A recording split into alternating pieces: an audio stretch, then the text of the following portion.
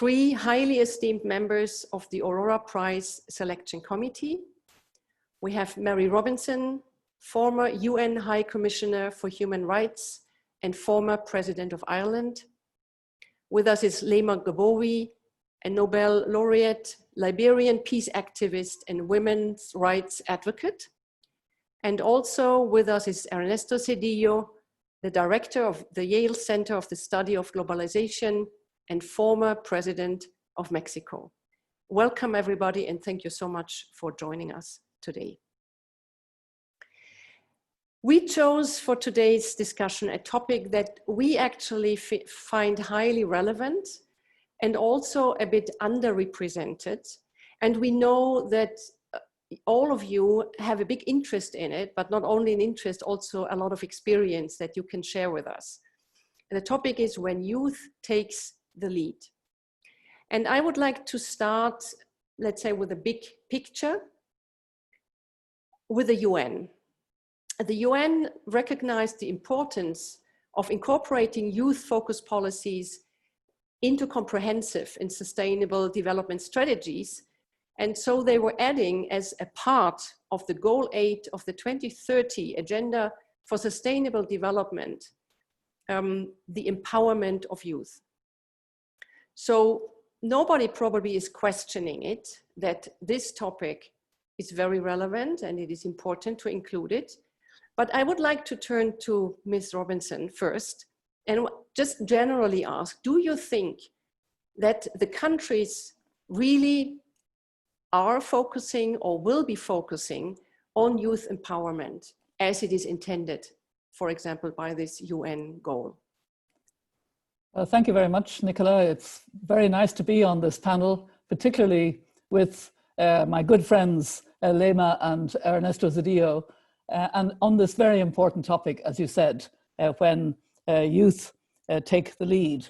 This is very close, not just to the Aurora Humanitarian project, but also to the elders. As elders, we recognize what Kofi Annan used to say when he was chair of the elders: you are never too young to lead, and you are never too old to learn. And the elders have tried quite often to have intergenerational conversations. And maybe the one thing I would have as a slight concern about the way this is planned today is that we don't have a real intergenerational. Well, Leymah, you're a bit younger, but and Ernesto, you're younger than me, but I would have liked to have had somebody 18, 19, 20 on, and maybe we'll have it in the questions, which would be very good, because it really is very important. As you say, Goal 8, which is the goal on decent work, talks about empowerment of young people, and member states are supposed to have really good plans of action in relation to, and I think there is a recognition of the need to provide the opportunities and space and voice for young people, and yet we don't really do it enough. And it's important that we recognize the need for the voices of young girls, the voices voices that are the richness of the different ethnic backgrounds, indigenous voices, Black Lives Matter voices, all of these voices coming to the table, because COVID-19 has exacerbated the inequalities in our world today. It's like a mirror.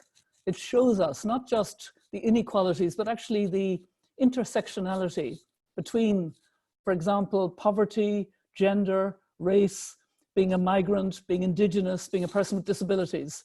And I think young people feel this injustice very deeply now. It's part of a whole movement that's happening, and it's linking the children who are coming out to march for Fridays for Future on climate, and the young people who are talking about inequality, gender inequality, and more recently, Black Lives Matter, racial inequality, but also tackling the poverty and the discrimination. And we see that COVID affects disproportionately those of color, those of ethnic minorities, indigenous peoples in different parts of the world. So young people are very motivated now, I'm glad to say, and I think we do need to empower them in government policies as well. Thank you, Ms. Robinson. I think I have an additional question right after it, what you mentioned. And you said the COVID pandemic. And of course, also tonight we have to face and include this very important development. What struck me as a mother of millennials was that the word solidarity was used very heavily the last weeks and months. So the young people were asked to prove and show their solidarity with the older generation by complying to very strict rules. And I think that can be said almost all over the world. The question is it in reverse so that you think that the older generation, those in power, also are acting in solidarity with the young generation? And we see now the recession coming, we see unemployment rising, we see the debt due to all these financial help packages that are spoken. So maybe, Mr. Zedillo, if I can ask you, what do you think? Are the policymakers of today acting in solidarity with the young enough?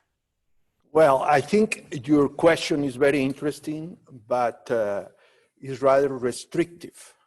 I think we have to speak first about the role that public policy has played in the face of this pandemic.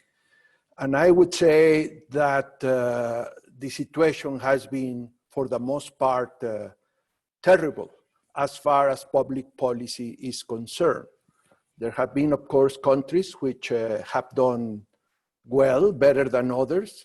But I would say, if you look at the numbers, I think the sheer assessment has to be negative. And of course, that has to do indeed with solidarity, but I think it has to do also with responsibility.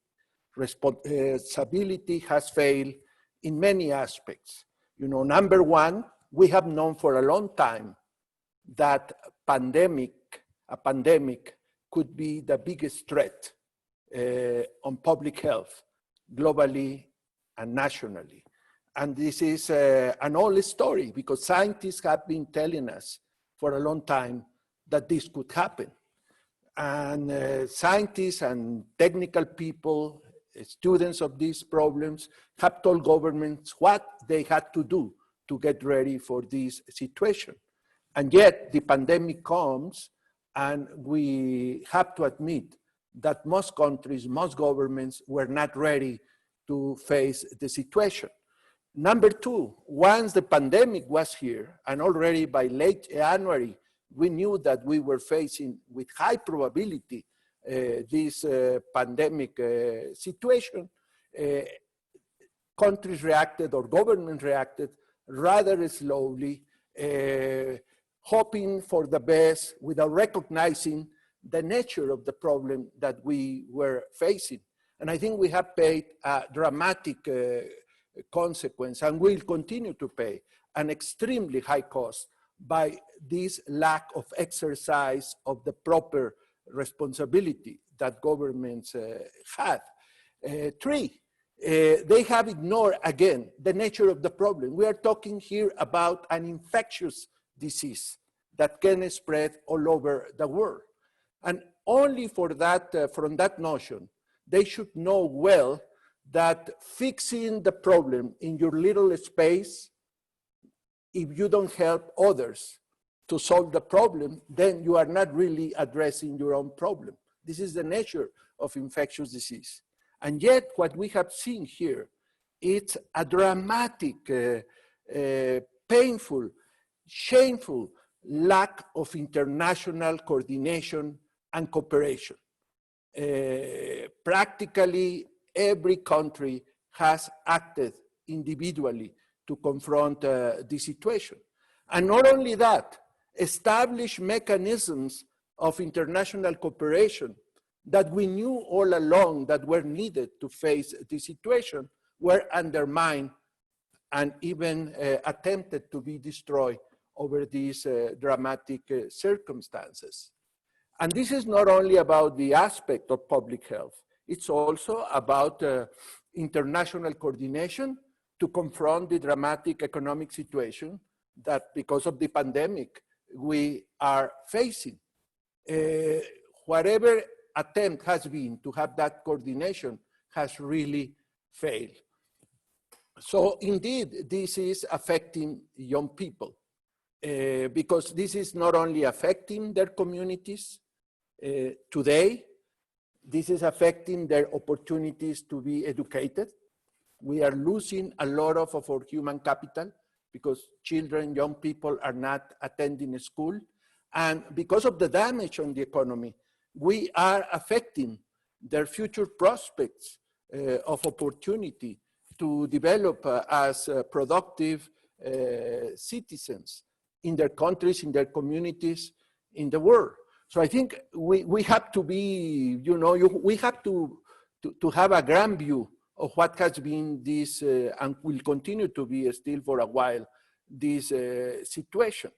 And I think there are very important lessons to extract. And I would say this will be a very important message for young people. You have to inquire about the nature of this problem. You have to think hard about how people reacted, but particularly governments have reacted in the face of this tragedy. And please carry throughout your life all the lessons that can be extracted from this dramatic episode, which basically reflects a failure of our institutions and a failure sometimes, in many cases, of our own societies.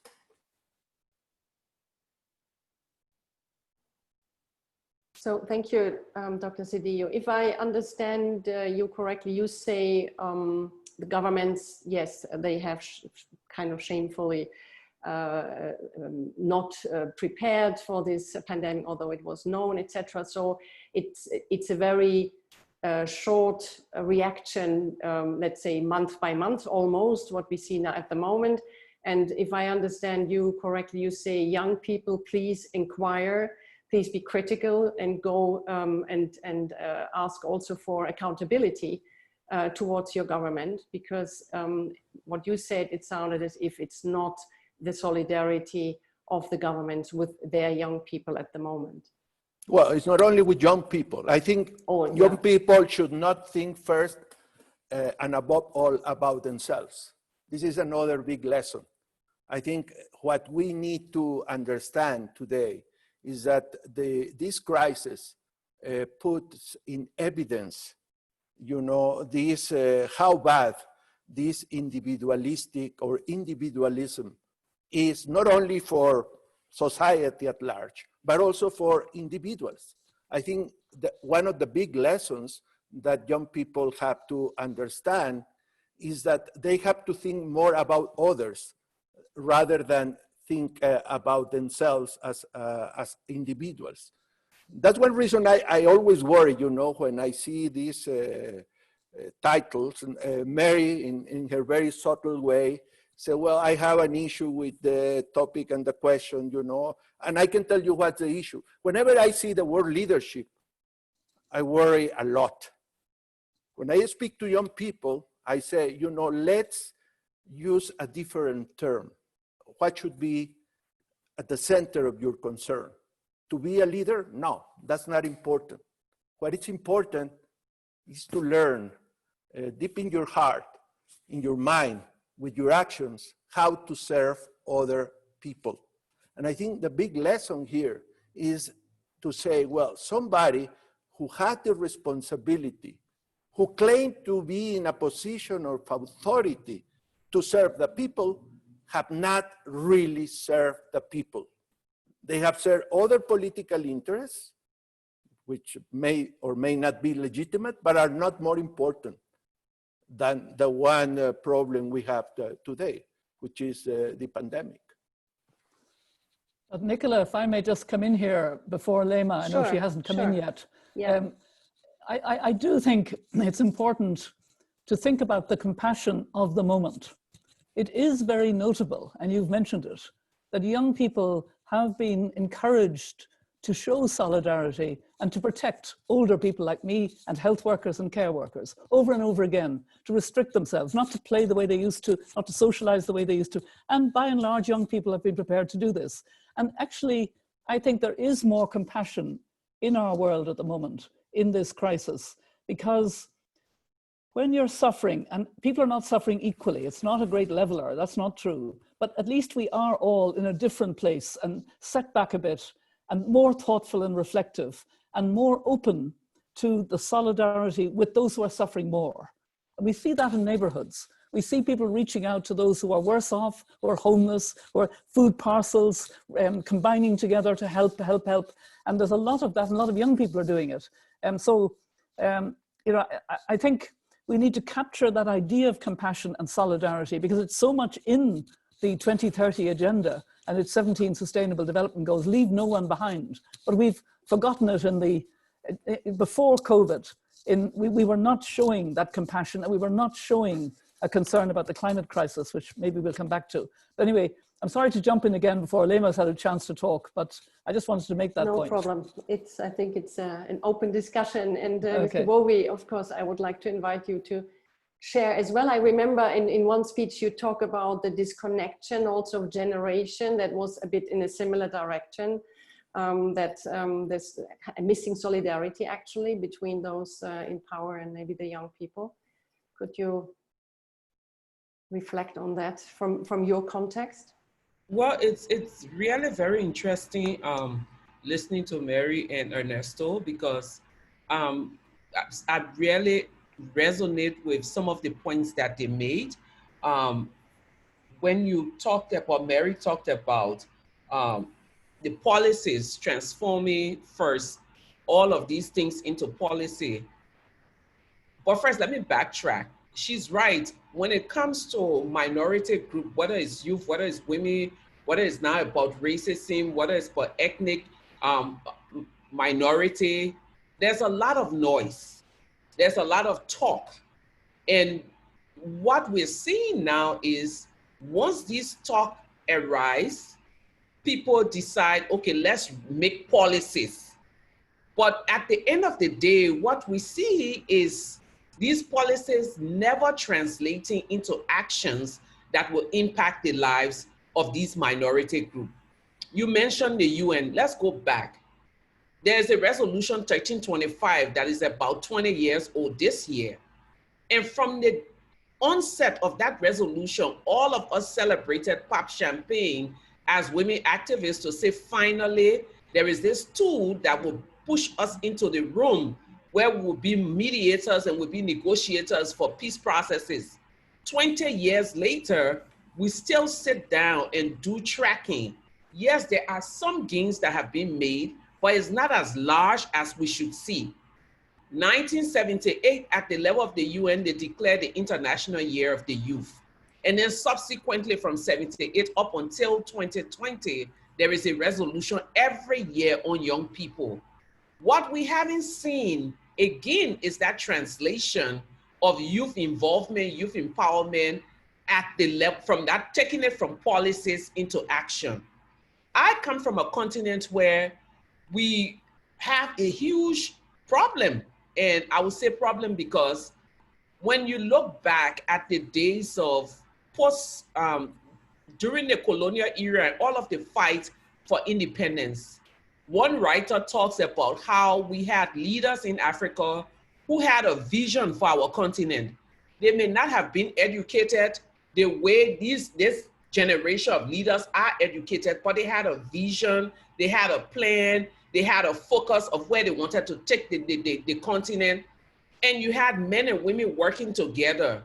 These people were mentoring, and you can see some of the leaders today, like Magufuli from Tanzania, who is a fruit of their former president. So there was this kind of mentorship, and Ernesto mentioned it.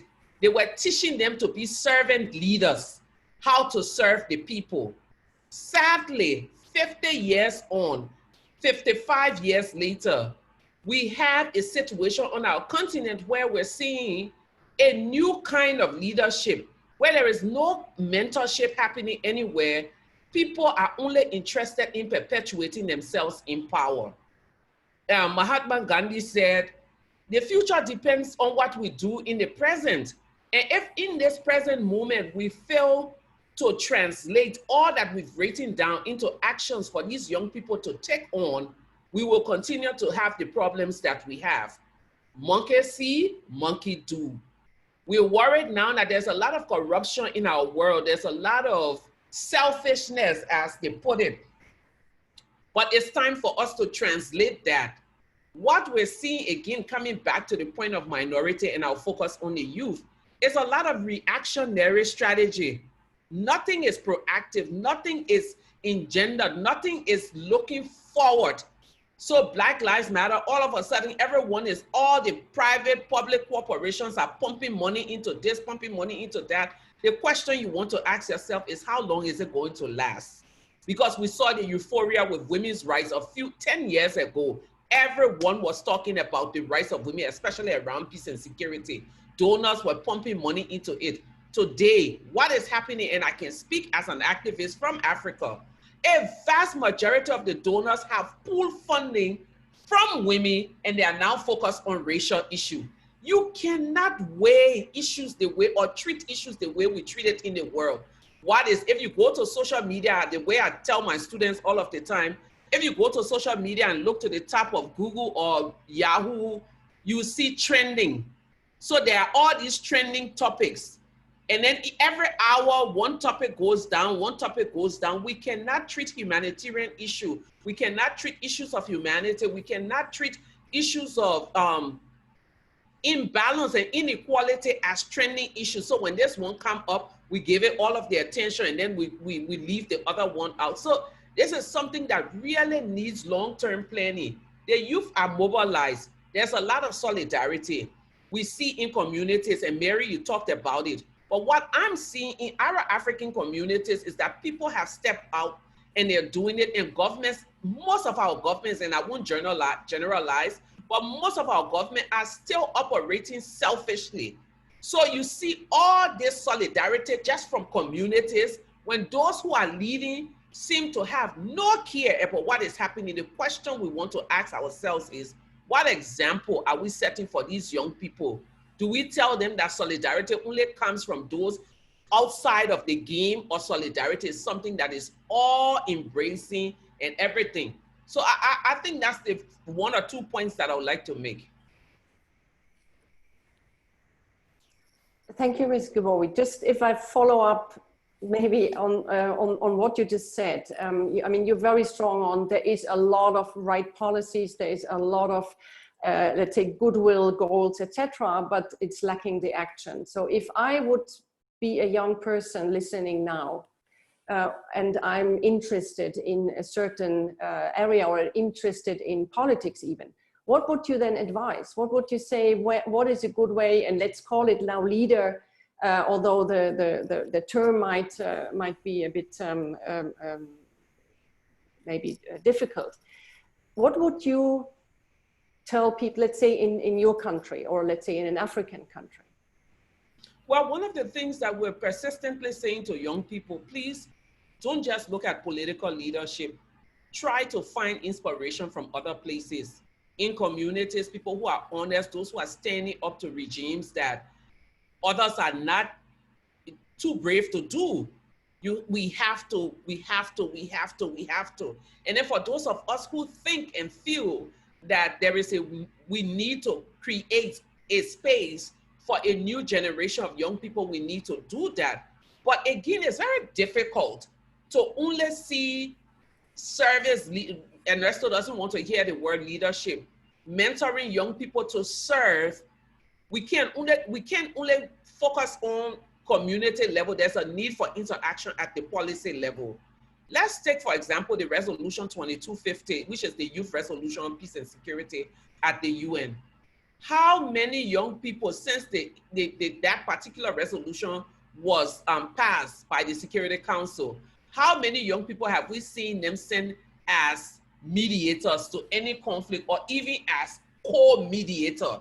So that's the point that I'm making. Young people are yearning for it, just as women are out there doing what they're supposed to do. And no one needs to teach, especially on our continent, no one is teaching young people. Let me give you an example. I come back from New York in March, and there's COVID. Everyone is scrambling, falling down, getting up about how do we manage this thing. There are some young people in one particular community that has about 14 entry points. They did not wait for government. They didn't wait for anyone. They were taking lessons from the Ebola crisis. They set up checkpoints, set up washing stations, went all out to do sensitization with other people. And then they started going to local organizations, international organizations to say, can you give me 50 here, 100 here, 20 there? You have these young people doing this. So what we can do now is, if you see a group like this that is tested at the community level and has proven their dedication to service, when there is an opportunity for them to take it at the national level, you create the platform for them to continue serving at that level. But until we do that, we will continue to really treat or teach young people that leadership is just for a chosen few, and once you get there, perpetuate yourself, because that is the order of the day in most countries on our continent. Thank you, Ms. Gbowee. This is impressive. I want to continue with this.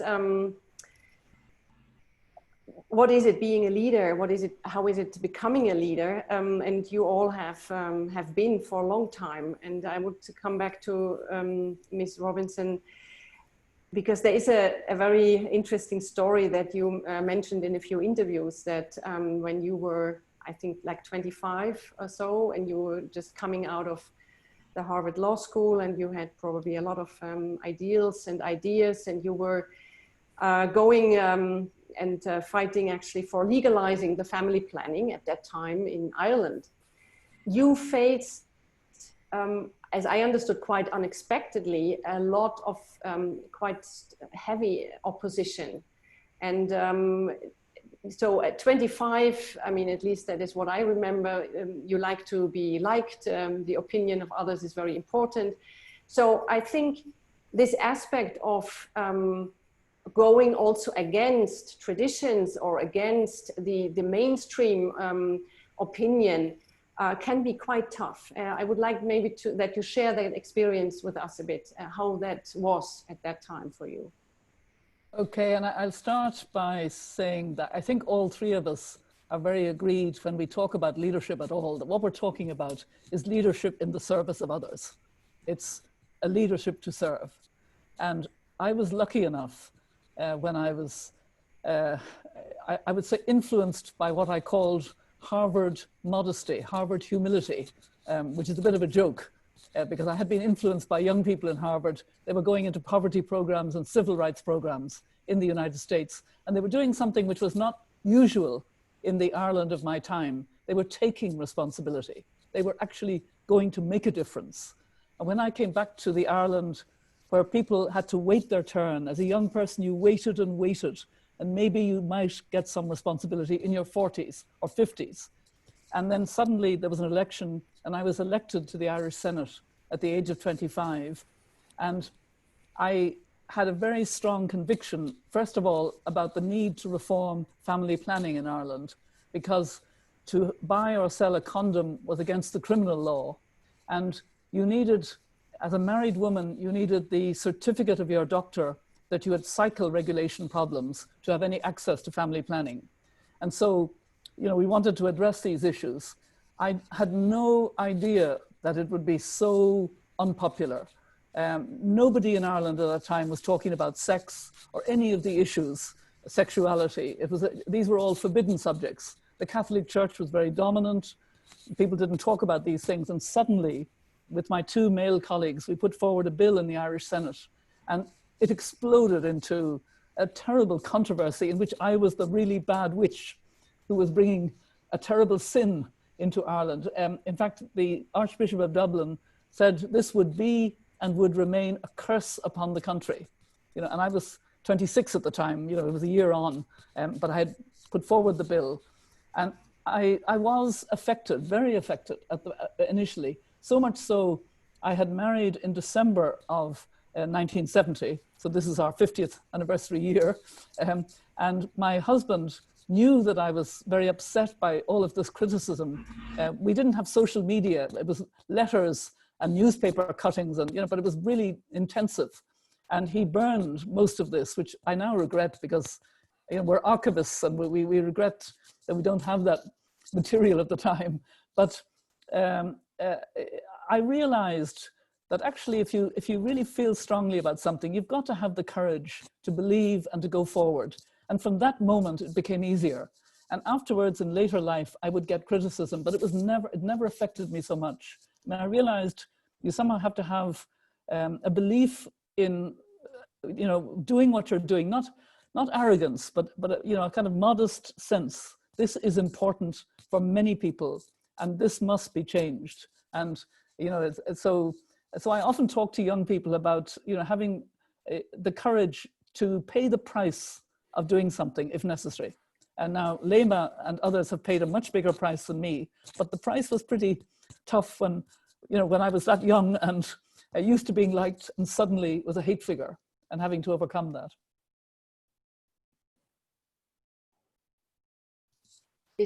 Was it also, just a follow-up question, because you underestimated how long it takes to change mindsets? And very much so. I mean, that's a very good point. I was coming in with a solution, but the problem was much deeper than that. It was really deep in our culture that we had to open up and understand and talk about our sexuality, and be prepared to talk about the fact that women needed to be able to space their children, needed to be able to come out from a very dominant Catholic Church approach, and actually, think this through. And, that was a very important lesson when I became High Commissioner for Human Rights, in dealing with issues like early child marriage or genital cutting, notably, in African countries as well, where, and Asia, where you don't come in from the outside and suddenly have a solution. You learn from the beginning, bottom up from within. And it took 9 years for the law to be changed. But I must say that the measures, because we put forward 3 bills in the end, 3 legislative measures, they did hurry the process a little bit, which was good, but the process took 9 years. Thank you. This is interesting. I would like to come back. I mean, you coined this expression, leadership to serve, and as a consensus, how you understand it. And Dr. Zedillo, you were mentioning before something very similar, and we also find a nice quote from you, or actually a small speech around education is a means to be a better person for others. And I think something similar you just said before as well. And I just wanted to invite you maybe to go a bit more into this, which is also linked to what Ms. Robinson just said, that if you're convinced about something for your community and not for yourself, but following some conviction and taking this responsibility. So the role of education, maybe in your opinion, maybe you can just give your thoughts about this, this quote I just gave. Well, we have as a central topic of this conversation, empowerment, right? But sometimes people understand this in a rather narrow sense, saying, okay, how do you allow or create the conditions for young people to be active in, let's say, political or other, public service activities? Well, no, I think empowerment, really, if you really care about empowerment, it starts with education, because how significant the opportunity to be educated a person happens to be will mark really the probabilities that that person throughout his or her life cycle will be able not only to develop as an individual, but to offer her or his capacities as individual to the rest of the society, of course, starting with her or his own family. So education is what makes, I mean, it's not everything, but it is crucial. It is absolutely necessary. It's not sufficient, but it's necessary. And this plays in two senses, you know, in two directions. On the one hand, I think the responsibility of the state and society to do what it takes to provide opportunities of education is very crucial, but also the responsibility of the individual. And we are talking about children and younger adults to make an effort to take those opportunities and take full advantage of those opportunities is extremely important. I think education is an important means for individual development, but also is a fantastic tool to serve others. If you don't have education, well, it's more likely that that person will be permanently disadvantaged on the one hand, but on the other, that it will not be capable of exercising her or his fundamental rights, even if there are conditions for those rights, other conditions for those rights to be exercised.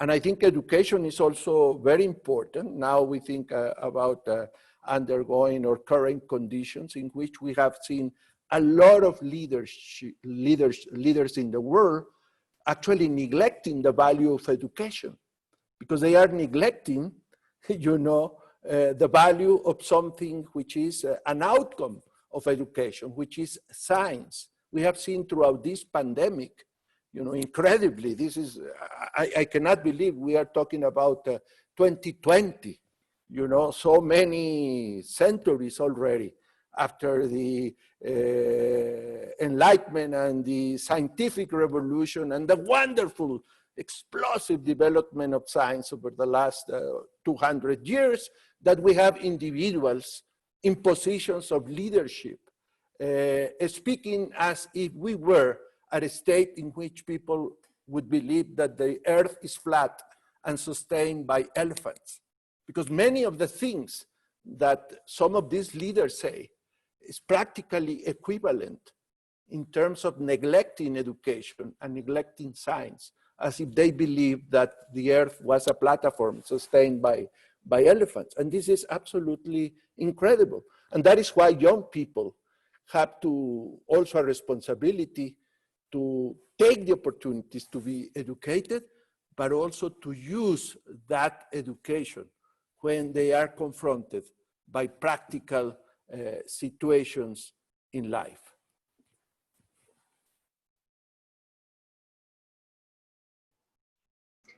Thank you, Dr. Zedillo. I would like to link that to maybe my last question before we come to a Q&A already, which leads a bit, or we come back a bit to Aurora and what we are doing. So Mary Robinson mentioned in the beginning what the young people of today, what the causes are, what they are uniting for.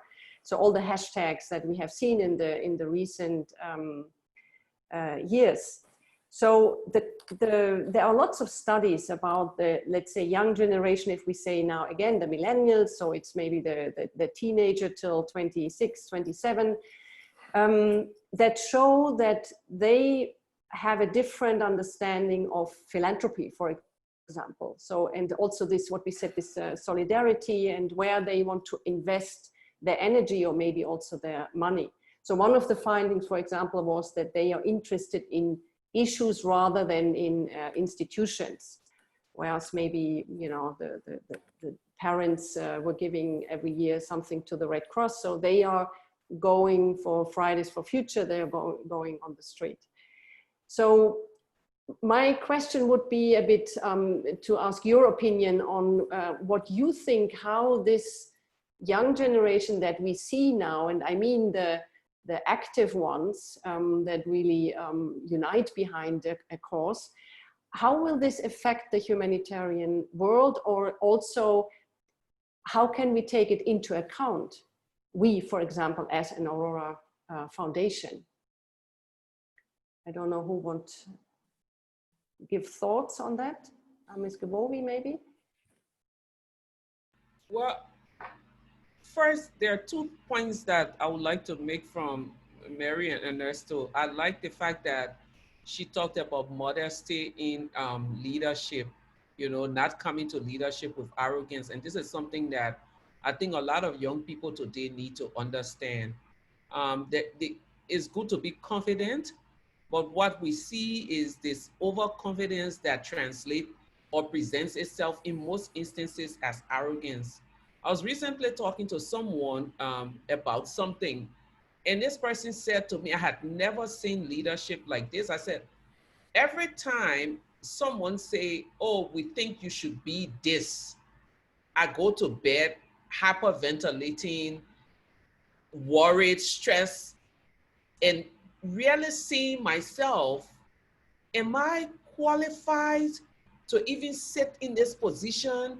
Is this something that I would do? And so I was talking to this friend of mine, and that person said to me, this is how everyone should question themselves when presented with this opportunity of being a leader, not denigrating themselves, but really coming to it with a sense of caution and not entitlement. And I think that's once you approach leadership in that way, the first thing that will happen is you'll be thinking, how can I serve rather than be served? The second thing that Ernesto talked about was empowerment and education. They said knowledge is power. But some man told me once that empowerment, the meaning of empowerment is that, or for empowerment to happen, you have to be willing to give up some of your power. And so when you see regimes that are not interested in education, these regimes are actually saying we don't want these young people to be knowledgeable, because by being knowledgeable, they would aspire for leadership or they would be powerful. So if we just clamp down, not invest or do whatever, and one other point that I wanted to make is that, or that I would like to make is that, if you look at the budgets, the national budgets for all of these issues that people say they are passionate about, that's when you will know whether they're really sincere about it. In our country, our gender budget is less than 6 million. How do you empower women with less than $6 million annually? The youth budget is not so very high. So the point that I'm making is coming back to empowerment, leadership, policy, and action. You asked the question about foundations, institutions, and issues. I think we're missing the mark, or young people are missing the mark if they tend to focus on issues, because the issues that we struggle with, they are beyond the hashtags. They are beyond the protests. They are beyond the marches. They are beyond the Facebook post. These are issues that are institutionalized, unfortunately, and you need structure in order to deal with these issues. There's no way marches would transform women's rights issue. It will draw attention to it. But in order for that issue to transform, you need people inside and outside. Sometimes people ask me the work we did in Liberia as activists protesting for peace. What is my biggest regret? My biggest regret is that whilst we were outside doing the marches and doing the vigils and doing everything, we did not have a think tank sitting in a room to be strategizing on how we could get more women in parliament.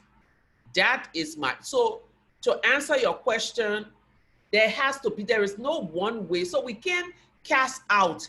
It's like throwing the baby out with his bath water. You can't do that. We need everything. We need the old, the young, the ideas, and in my native language to say, in order to braid a new mat, you need to have the old one sitting next to you. So there's no way we can deal with issues and throw out institution. I feel that is not going to work. Nicola, if I could build on what Leymah was saying, because I so much agree with the points she's making, that means that young people also have to get into having their voice heard, being at the table. And, you know, that's really so important. If you take the continent, Leymah, that you come from, the median age is 19, but the median age of leaders is over 60. So I feel there's a responsibility on people like Ernesto and myself in particular. We get asked over and over again to be at high-level panels. I've never been asked to serve on a low-level panel. I don't even know what a low-level panel would look like. But you know, we're always asked about being on high-level panels. I'm now more and more, that's why I started today to say if only we'd had also a young voice with us, I'd have been happier, maybe even two young voices. I think we need to make space and mentor young people by allowing them to be part of any discussion. And I'm trying to get more and more agreement that these high-level panels will include and must include, and not just one person. One young person can always be a bit of a token. You know, even if they're good at what they, we need the sense that the voice of young and diverse young is really, really important. And they must be able now to take their place much more than they do at the moment. I would like to go back to a point that was made by Leymah, and I think is very important, extremely important. You know, some people like to pose this choice between participating from civil society or from institutions as contradictory and even opposed. And I think she's absolutely right to say that this is a false predicament. There is no contradiction. You can believe certainly in participation from civil society, but at the same time, if you believe in democracy, you also have to believe that it is important to work with or from the institutions. Otherwise, democracy, which is ultimately the political regime that does not guarantee, but that gives more opportunity for participation, is undermined or even destroyed. So my recommendation to young people is, yes, you must preserve your passion, you must preserve your advocacy, you must preserve, you know, even your way of expressing opposition, sometimes with whatever means, non-violent means you want to have. But at the end of the day, if you really want to help for a positive transformation, then you have to be of the idea that institutions have to be improved, and that part or an enormous part of the important work has to be done from institutions. In one word, or in few words, I would say to young people, don't give up on democratic politics. You know, I think two of the greatest inventions of humanity have been politics and diplomacy. I think we were able to evolve thanks to those great ideas. You could solve conflicts among groups, communities, countries, nations, by means of diplomacy rather than by means of war. And also you can have significant agreements to foster progress within societies through politics, you know, rather than having the rule of the powerful that imposes himself or herself by means of force. Well, there are some rules. There is a rule of law, the mechanisms of participation, and the mechanisms of collective decision, the mechanisms of accountability, you know, and the checks and balances on power. And all of that has to be done through institutions.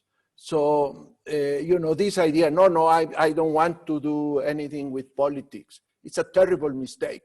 If at the end of the day, you really want to contribute to sustain progress and fixing situations that you think are wrong, then you have to also act with institutions and even from institutions.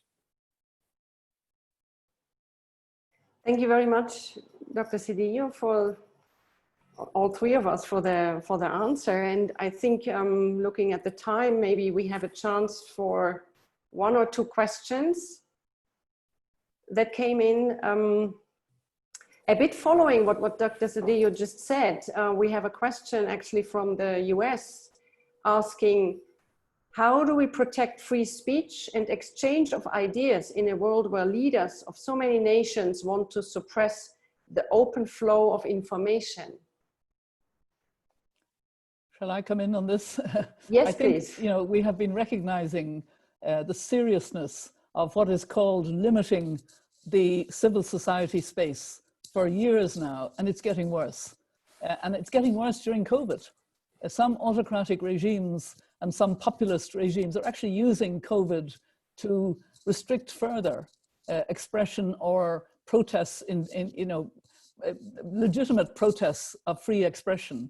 And you know, that's a problem. But also, we're in an age of disinformation and misinformation. So it's really possible to you know, to sort of undermine true democratic debate by undermining the value of facts. And that's back to what Ernesto was saying about education and about the importance of science. And in one way, I think COVID is helping us here, because the COVID has been a lesson that we have to listen to science, that we also have to have governments that take responsibility and govern, because if they don't, under COVID, far more people become ill and far more people die. And we see that very visibly now, where governments don't take their responsibility. But I am very worried about all kinds of attacks on free expression and you know, freedom to put forward proposals for a reform which is felt very strongly. And I'm talking now about racial reform, for example, and addressing colonization. I have a podcast called Mothers of Invention about climate, and it's with another much younger Irish woman, and we use humor a lot, but we're very serious as well. And a lot of our young women from different backgrounds, very diverse, always talk about paternalism and colonialism as being, you know, very much patriarchy and colonialism as being part of the problem. And I think we need to address these issues, but we need a freedom of expression and respect for that expression to do that. Well, I would say that, you know, if an idiotic autocrat thinks today that they can restrict, you know, the right of expression of people, I will tell them good luck, because I think they are being that idiotic. If there was ever a period in which that absurd objective was not possible, it was today. Thanks to, again, to science and the technological revolution that we have had in computing and in IT, in information technology. And now people have access to means that can bypass, and I would say rather easily, any authoritarian attempt to restrict freedom of expression. Of course, it's happening. We see every day, you know, leaders, so-called leaders. I don't consider them really leaders because they don't serve, really. They don't serve the people. But anyways, individuals in a capacity or in a situation of power trying to manipulate, to misinform, to introduce false facts for their own political means. Well, what should be the response? Well, the response is for people to use the technology to be better informed with other sources and to find ways to express themselves. And there is plenty of opportunity. I think today there is not really an excuse for people to not exercise their capacity to express or to express their beliefs. Not too long ago, in some countries, including many in Latin America, you know, exercising your freedom of speech could be not only risky, but even fatal, because there were mechanisms from the part of authoritarian governments to monitor whatever citizens could write or say in any media or by any means, or spying was not illegal, right? Well, nowadays, people have a lot of opportunities to exercise their freedom of speech. So I would say yes, unfortunately, some or many autocrats are trying to restrict that freedom of speech, but I think people now have the means to respond to that autocratic impulse, and the autocrats will not be successful. Okay, thank you. You are optimistic, although there are still a lot of countries, of course, that where you cannot speak out still. I have to conclude our discussion. I wanted to ask Ms. Gbowee whether you wanted to add something to that last point, or whether we should... I just don't want us, I mean, I like that Ernesto ended with hope, and I think that's the hope, but I would also come back to your last question that people are standing up to regimes that are suppressing their rights.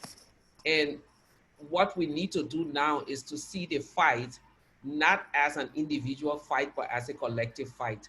Today, we need civil society institutions. We need foot soldiers protesting. We need those writing policies. We need those advocating for electoral reform. We need all hands on deck. And once we all can come together, what we will be doing is making it impossible for these difficult regimes to continue to do the things that they're doing. So I don't think it's a one size fits all, no, not just hashtag, but non-hashtag. That would be my point. Okay, thank you very much, Ms. Gbowee. I think we are at the end of this, I think, very inspiring and lively discussion. And I want to address, of course, the young people that are hopefully watching us and listening to us. And even though we are far from knowing what these current times mean, how we are coming out of it, we know that this virus, and it was mentioned several times, will collectively affect all of us. And it will be the young people who have to deal with this world after, or with the virus. Also it will be you to shape that world. And if what I can take away from our panelists, and this is of course just a very, very rough collection, but it was these terms that were stressed, like the leadership to serve. It's not for myself, it's not for my ego, it is for others and for the community. And the same with the education, grab opportunity for education, all of us, all of you, and put it to use. And also it was stressed, it's not about words, or it's not about hashtags. It's, I think Ms. Gbowee once coined the term lazy activism. So people sitting behind their computer and just signing maybe a petition or something. It is about actions that follow these convictions and this engagement. And also we had a strong vote for from Dr. Zedillo, don't give up on democracy. I think that was a very nice one, engage in politics. Don't be tired of politics. Don't shy away from it. And the last point, of course, that is absolutely central for all of us is this freedom of speech. So this is something that we have to engage, and we have to stand firm all together. So it is about you, the youth, that raise their voices and ask for a place at the table, as Ms. Robinson put it, and have your voices heard and make your convictions clear. So I thank once more our panelists very much for taking the time to be with us today on this short hour about a big topic. And of course, I thank also everyone who joined us online and listened to us and watched us. And I would like to end with what we say these days: please stay healthy and safe. Thank you. Thank you.